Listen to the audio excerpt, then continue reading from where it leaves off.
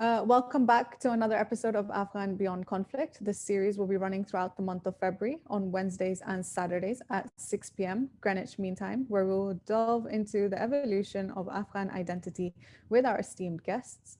To receive notifications and updates regarding the series, please follow our social media platforms. And if you miss any of our episodes, please check them out on our YouTube channel. Today, we will be in conversation with Emran Feroz. Imran is a journalist that is an Austro-Afghan journalist that is the founder of Drone Memorial. He is also an author of two books, which the titles are in German, but one's a conversation with renowned Professor Noam Chomsky. Imran, we would like to thank you so much for joining us today. Thanks for having me, Ms. Bach. It's a real pleasure to talk to you today. So my first question to you, Imran, as has been to all of our guests so far, is what does it mean to you to be an Afghan? Well, I think being an Afghan has different meanings for me, from my whole identity, my parental roots, my ancestral roots, but also when it comes to very basic things in life. For example, when I drink my tea and it's too hot and I drink it, it's something people would say it's typical Afghan. Or if I talk too loud on the phone, I think all these things. Also, my ambition for food, for Afghan food, and all these things, from very basic things to very big things like my daily work as a journalist, which is tied to Afghanistan. All this is the part of being Afghan in my case, I think. Now, you grew up in Austria, is that correct? That's true. I was born and raised in Austria. Right. And how was that as an experience, being from a minority within, a country such as Austria? How did you navigate through an Austrian society with your identity? I think in my case, it wasn't just, or in our case, in the case of my family, it wasn't just about being a minority. It was for a very long time being the only Afghan family in the whole city, in a city of 130,000 people, where you still saw a lot of Turkish immigrants or people from ex-Yugoslavia, and also some Arab immigrants, and from other Muslim majority countries like Iran. But there was no Afghan for a very long time. I was something very specific amongst the immigrants around me. So even they started to consider me as something exotic, as something they couldn't affiliate with and identify themselves with. And so this was one thing. And of course, like many people would expect it, I think you had all the racism and prejudice by the white Austrian society. But in my case, it was, I had these two levels because I was something specific, or my family was something specific amongst the immigrants. And I could feel that very clearly after the attacks of September 11, 2001, when, suddenly everyone knew Afghanistan and everyone came to me like, hey, this is your country. You attacked the Americans. Osama bin Laden is your uncle. He's an Afghan too. You guys, you made something very, very bad, and now you have to pay for it. And that's something I heard from everyone back then. And this was a very negative experience, but I think this was also for me a prime example that being Afghan in such a society is something else than being, Turkish or Iranian or whatever. And is that what influenced you as a journalist? And how has that affected as the narrative that you tell as a journalist and your work so far? Yeah, indeed. I think that these events led me to what I'm doing today because it politicized me and I wanted to know what is happening. I wanted to explain. I mean, people forced me to explain all these things, these complex things. You know, when September 11th took place, I was 9 years old, and people expected from me to explain very, very complex political topics and historical issues and details and everything. And so I had the feeling that obviously there wasn't someone who could explain these things properly. And especially when I grew up, when I became older, and when I started writing, I did all this, you know, when I went into journalism, I did all this because I wasn't satisfied with the dominant narratives and how Afghans have been portrayed and how the whole region has been portrayed. And yeah, so all this had a huge impact on what I'm doing today. And without Now, that, I think I wouldn't be journalist. you said that the dominant narrative that's being portrayed, what in your idea, like in your mind, what is the dominant narrative and what is the counter narrative that you would like to portray? I know that's a very broad question, but if there are any sort of key points that you could highlight upon, when it comes to showing Afghan identity inside the mainstream media, what are the common factors that are associated with it? And what would you say the reality on the ground is in terms of the complexity that it actually exists? Yeah, I think one of the main dominant narratives was that, I mean, until today, people keep believe that Afghanistan attacked New York and that Afghans were responsible for 9/11 and that the Muslim world, so-called Muslim world, declared war on the Western world with these attacks. So this was one of the main dominant narratives, and we still see that, and we still see so many people who don't know the basic facts. For example, not a single Afghan was involved in 9/11 attacks. I still meet people who think Osama bin Laden was an Afghan or a Pakistani. Also, but at the same time, it became very clear for me very early that it's vice versa. I mean, many Muslims have been attacked because of September 11. And I remember the first scenes of the American invasion from some documentaries I saw as a child, where, old men, children described how they have been bombed, how they have been tortured. And so that's all, these things are still something we do not hear so much, because the dominant narrative in the case of the invasion of Afghanistan is still that the West entered this country to bring democracy and, freedom of speech, women's rights, and all that. And yeah, so that's a dominant narrative, and to challenge that is, I think, quite a thing. I mean, you can do that from far away, because after 20 years of war, there are just so many facts. But you can also just do that by visiting the country. And so, I'm reporting from Afghanistan regularly. I'm visiting regularly. I'm also in Afghanistan now in this very moment. And, I think just spending a few days here and writing it down would challenge the whole narrative. Are there any sort of stories that you've come across on the ground, that could show people otherwise?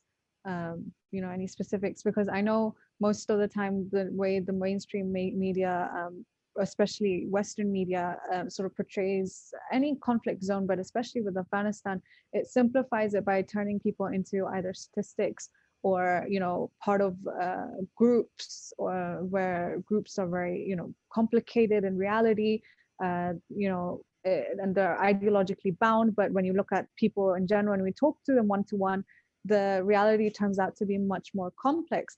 are there any experiences that you could share with us that you've had, whilst you're in Afghanistan, to sort of portray that? Yes, I think before I name some examples, I think what because you now mentioned how complex it is indeed very complex because what everyone should know now is that Afghan society itself is very complex and heterogeneous. And for example, when the Americans entered Afghanistan, indeed, a lot of people in Kabul, in the capital, celebrated the fall of the Taliban regime and were happy to see some kind of change. But at the same time, many people in rural areas couldn't, they didn't have time to have such feelings because they were bombed and hunted down and tortured and killed. And this is something that has, in my opinion, dominated many years of the war. We have seen, most media coverage is focusing on urban areas, especially on Kabul and the capital. Something which also happened in the past during the 80s when the Soviets entered the country, but also before during the 70s and 60s when it wasn't war that dominated Afghanistan, but huge poverty and stuff. So there was always a focus on the capital because Western viewers could find elements within the Afghan capital they could identify with. And for that reason, we have this large gap between urban and rural areas in the media coverage and also, on all other levels, basically. When it comes to examples that challenge this narrative, I mean, one of my main work has been to cover the US drone warfare in Afghanistan. And this is something I started to do because I noticed that many people don't know what is happening in these rural areas and then who these strikes are killing, because you just had one side, the Americans and the Afghan government, claiming that they are, they were building their war on terror narrative that they solely kill terrorists and that's it. And most victims are terrorists and that's it. And nobody challenged that. And so I decided to visit affected people far away from Kabul to challenge this narrative. And if you sit with these people, besides of all the carnage they face, you also see that, for them, violence is just violence. They keep saying, what's the difference between a suicide attack and an airstrike? And why does the first one get more attention than the latter one? And why do we just call one of these two things, for example, as terrorism or something?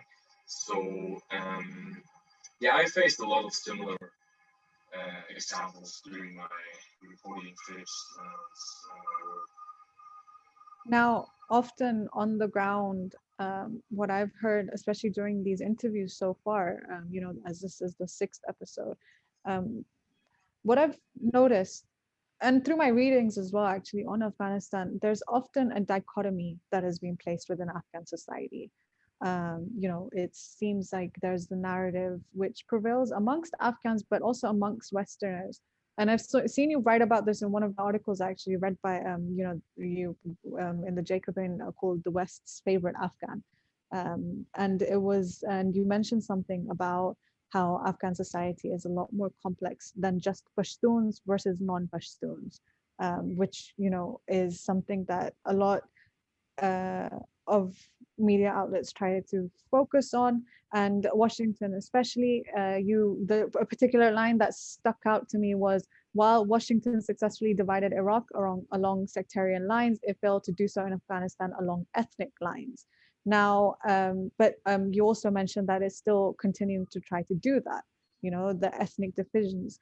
Can you comment on that and tell us more about what Pashtun identity really is, as it's really important because it's becomes, a lot of people have said it's synonymous with being Afghan, but I mean, the way that the country works at the moment seems a lot more complicated.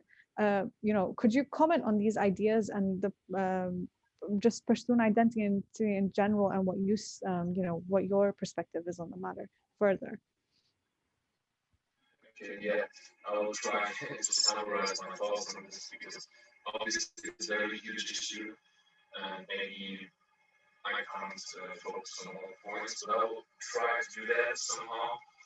So the thing is, according to the current constitution of Afghanistan, every citizen is described as an Afghan. But it has been a long time ago that, Afghans were similar to Pashtuns.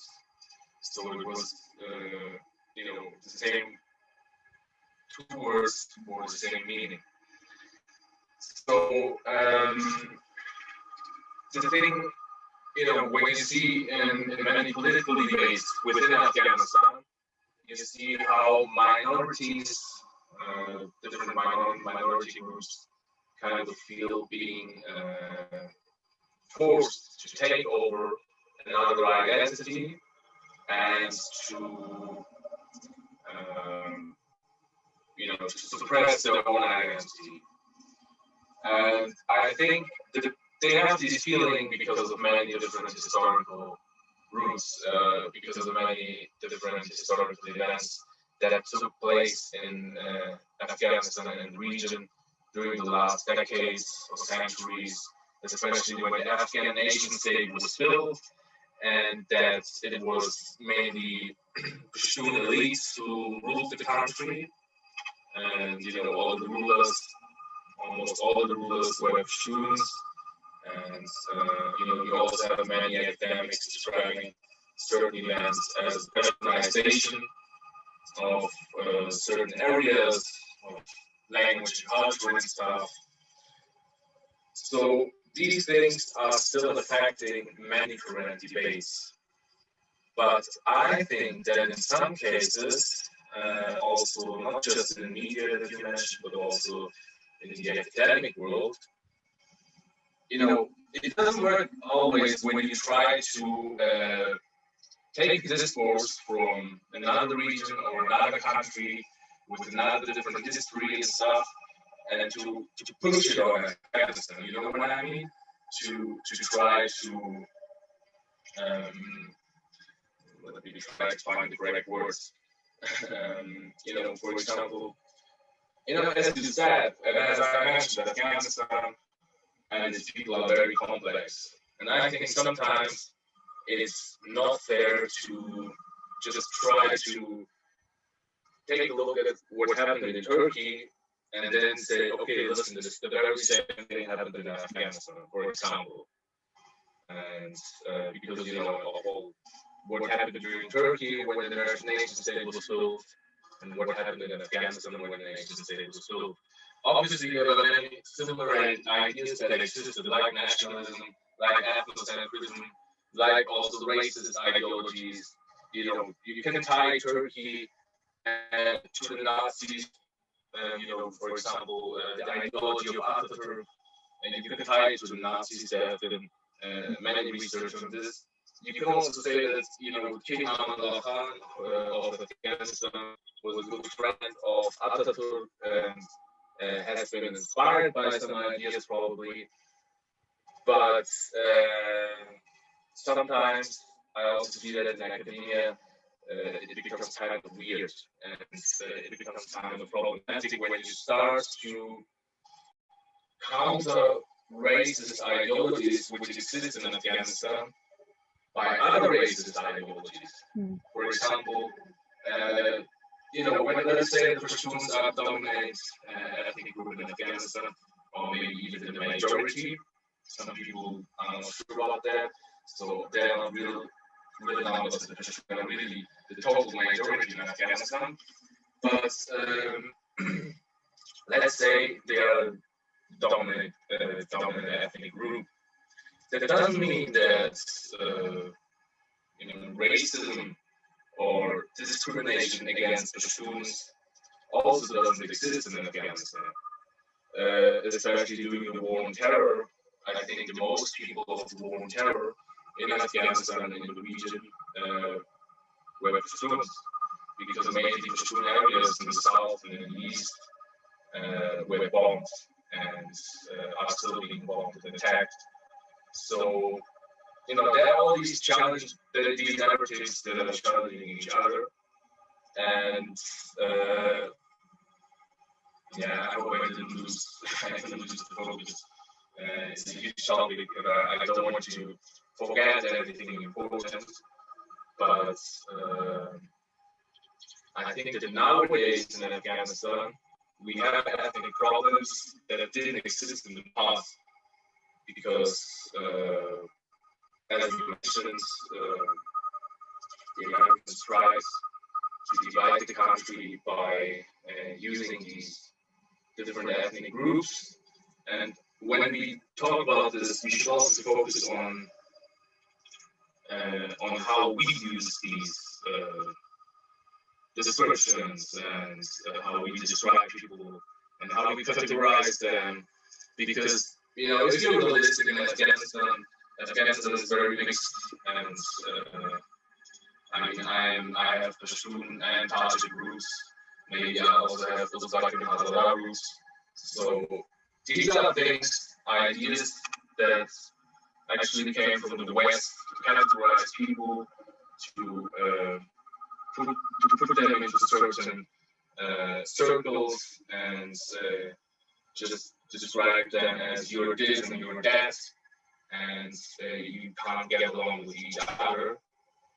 And unfortunately, these problems exist, but I have some problems with how they are characterized and observed by some analysts and journalists and researchers. Is there any way that you think that we can overcome these issues? Within Afghan society in itself, because obviously it is having a huge effect on the politics that are taking place at the moment. What do you think are the ways that we can try and overcome these issues, to sort of achieve any sort of peace within the region? I think overcoming these issues is necessary. It's obviously very necessary, but to do this is, the first step would be to accept that, many people in this region suffered, and during certain periods, others suffered more than the others, and during other periods, it was different. We need a real process of reconciliation here, and we have to start, from not just from 20 years ago, but also from more than 100 years ago. There are still, for example, many Pashtuns who didn't want to accept that, for example, the genocide against the Hazara people took place during the reign of Amir Abdurrahman Khan at the end of the 19th century. And at the other side, I don't want to compare anything. I don't want to compare genocide with the last 20 years of war on terror, for example, just to be clear on that, because, some people try to put some words in your mouth if you start talking about these issues. But, for example, the genocide happened, but for example, in the 1990s, you had all these ethnic militias killing each other, and you saw violence from all sides. And these are also things that haven't really been covered and kind of reconciled within Afghan society, because everyone, what I observe is that everyone is trying to look for kind of a team where he or she belongs to, and then they start to reproducing certain narratives. And I think that will not help us to overcome these things. Well, I think work such as yours is trying to, obviously overcome in that, in the sense to try to remain as objective as possible. You know, it's also very difficult to overcome the influence of external powers within that region too. How would we sort of, I mean, how would you say that Afghans are able to gain power over their narrative with so many uh, external influences that are taking place within the country? I think it's a good question. I think that it's really difficult to answer. I think that Afghans, especially in parts of civil society, who don't belong to certain parties, known political parties, problematic groups, etc., that they have to connect to each other, and that to they have to have debates which might also be uncomfortable at first, but I think um, you know such kind of work is really necessary. For example, if you take a look at the Afghan diaspora, just in a European country like Germany, you will find many Afghan groups, but they are also ethnically divided. Sometimes they're also divided on religious lines, and that's a huge problem. If you just came able to bring some of them together, I think it would be a huge step forward. And I think that all these sides have to listen to each other and accept, the problems of everyone and the suffering of everyone, and try to find a solution, to end it. And I think that would be a proper way to gain real independence from foreign interference and foreign narratives and foreign ideologies. Because, there's also another thing that's happening in Afghanistan is, for decades, is a war of ideologies fought on the shoulders of the Afghan people. And I think that's also something that needs to be focused on. Are you optimistic of it towards it?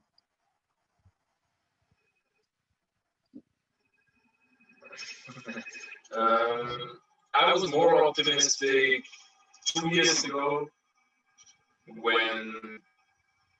Can you still hear me? Yes, I can. Yes. Okay. I think I was more. Okay. I think I was more optimistic 2 years ago when we had all these first steps into the peace talks and all these different groups talking to each other and coming together, and also you could also see how the Afghan diaspora was involved in these things more and more. And I thought that maybe something positive would happen. Unfortunately, it didn't happen yet, and we still have a lot of war and suffering in Afghanistan, and you still have families. One brother is within the Taliban, the other brother is within the Afghan army. You still have a very divided diaspora. So at the moment, what I learned from all these years is that being optimistic is unfortunately very dangerous.